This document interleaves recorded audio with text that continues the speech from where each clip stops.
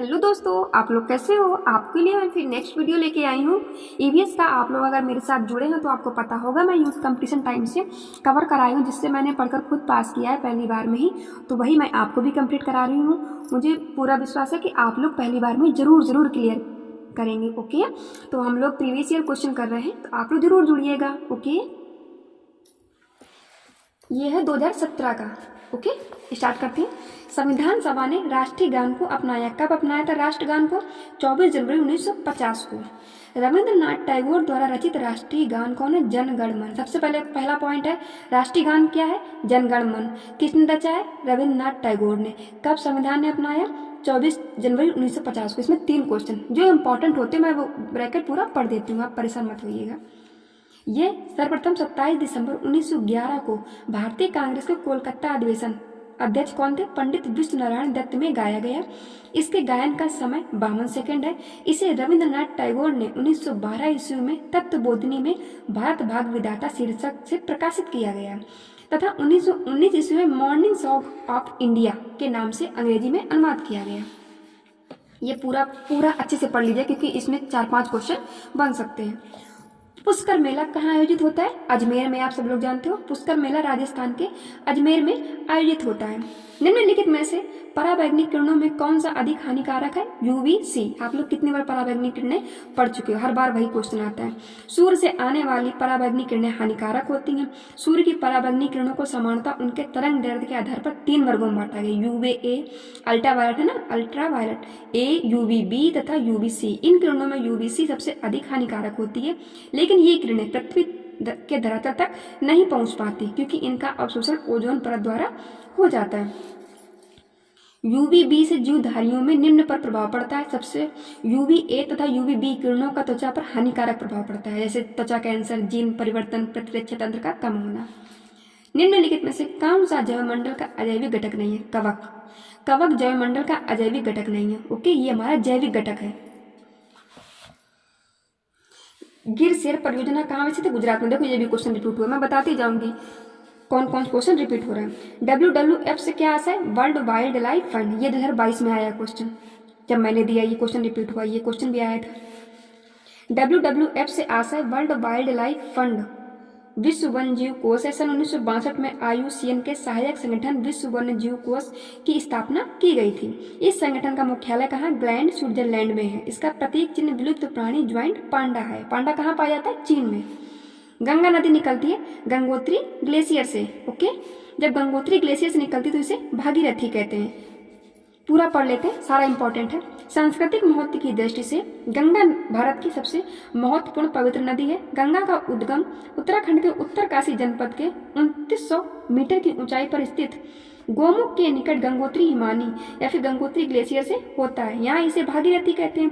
देवप्रयाग में भागीरथी अलकनंदा से मिलती है, तब इसके बाद दोनों की संयुक्त धारा को गंगा के नाम से जाना जाता है।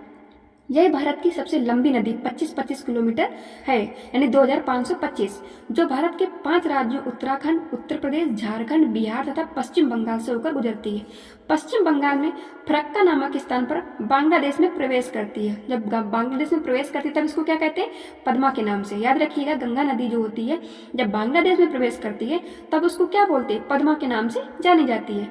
बांग्लादेश में यह ब्रह्मपुत्र से मिलती है, फिर वह संयुक्त धारा मेघना में मिल जाती है, तब सागर द्वीप के समीप बंगाल की खाड़ी में गिरती है। देखो इसमें 3-4 क्वेश्चन है, आप लोग इसे 2 बार रिपीट करेंगे तो सब समझ में आए। एक पॉइंट लिख लीजिएगा जो भी एक्स्ट्रा है। भारत में निम्नलिखित में से कौन सी एजेंसी मुख्य रूप से प्रदूषण के मापन से संबंधित है? तो कौन सी है? केंद्रीय प्रदूषण नियंत्रण बोर्ड। कोटोपैक्सी एक जागृत ज्वालामुखी जो अवस्थित है कहाँ पर? एंडीज में। विश्व का सबसे ऊंचा ज्वालामुखी पर्वत है कौन सा? एंडीज, जो दक्षिण अमेरिका महाद्वीप के इक्वाडोर में एंडीज पर्वतमाला पर स्थित है। तिब्बत की सांगपो नदी भारत में किस नाम से जानी जाती? ब्रह्मपुत्र के नाम से। घास भूमि क्षेत्र के पारितंत्र की खाद्य श्रृंखला में सबसे उच्च स्तर के उपभोक्ता कौन से हैं? मांसाहारी। वायुमंडल, लेकिन देखिए इसमें आंसर तो दे रखा है मांसाहारी, लेकिन इसमें लिखा है इलाहाबाद हाई कोर्ट ने इस प्रश्न का उत्तर सी माना है। तो आप इसे देख लीजिए गूगल में, जो भी आंसर उसमें क्लियर दिखा रहा हो। सर से वगैरह पूछ लीजिएगा, वरना मैं खुद बता दूंगी कल या परसों में किसका आंसर क्लियर क्या होगा। जब इलाहाबाद हाई कोर्ट ने इसका प्रश्न का उत्तर सी माना, तो आप लोग सी ही लगाइएगा कि घास भूमि क्षेत्र के पारितंत्र की खाद्य श्रृंखला में सबसे उच्च स्तर के उपभोक्ता होते मांसाहारी। वायुमंडल का प्रमुख स्तर जो पृथ्वी तल के नजदीक है, क्षोभ मंडल। देखो ये भी क्वेश्चन काफी बार आ रहा है यही क्वेश्चन। संयुक्त राष्ट्र सुरक्षा परिषद में कितने स्थायी सदस्य हैं? 5 स्थायी सदस्य 5 हैं और अस्थायी 10 हैं। सर इसका राष्ट्रीय उद्यान अवस्थित है राजस्थान में। पारिस्थितिक तंत्र में ऊर्जा का मुख्य स्रोत क्या है? सूर्य का प्रकाश। एगमार्क का संबंध किससे? गुणवत्ता से। आर्सेनिक द्वारा जल प्रदूषण सर्वाधिक होता है पश्चिम बंगाल में। जब जल में आर्सेनिक की अधिकता हो जाती तो ब्लैक फुट नामक बीमारी होती है। ओके। वन्य जीव सुरक्षा अधिनियम पारित किया गया 1972 में। दूध से दही बनने की प्रक्रिया को क्या कहते हैं? किण्वन। दूध से दही बनने की प्रक्रिया को किण्वन कहते हैं। दूध में स्ट्रेप्टोकोकस लैक्टिस एवं लैक्टोबैसिलस लैक्टिस नामक जीवाणु पाए जाते हैं। ये जीवाणु दूध में पाए जाने वाले लैक्टोज शर्करा का किण्वन करके लैक्टिक अम्ल बनाते हैं, जिसके कारण दूध खट्टा हो जाता है। ओके। किस देश के संविधान से मौलिक कर्तव्य को लिया गया है? यूएसएसआर से।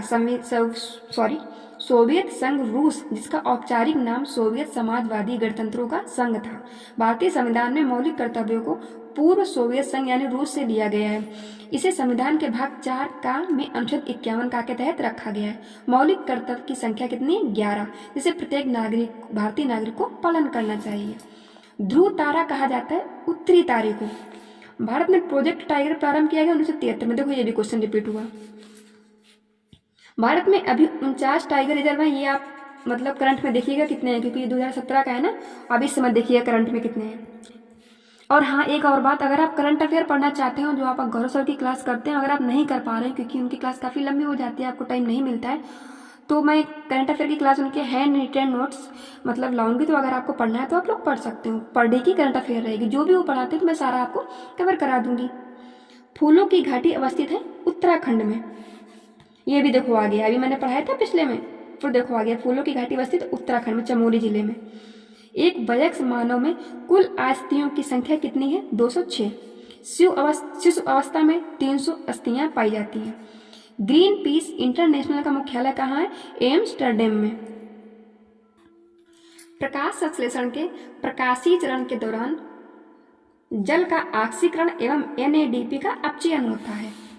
LPG के संदर्भ में क्या सत्य नहीं है? LPG एक स्वच्छ ईंधन है। यह उच्च ऊष्मीमान का है, यह नीले ज्वाला से जलने वाला है, यह मीथेन उत्सर्जन करने वाला है। तो ये हमारा ऑप्शन गलत होगा।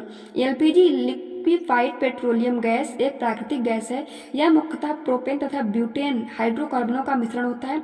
इन्हीं हाइड्रोकार्बन गैसों का द्रवीभूत कर सिलेंडर में भरकर घरों में रसोई गैस के रूप में प्रयुक्त किया जाता है। यह एक स्वच्छ ईंधन है जो गंध रहित होता है, अतः इसके रिसाव का पता लगाने के लिए एथिल मर्केप्टेन नामक पदार्थ मिलाया जाता है।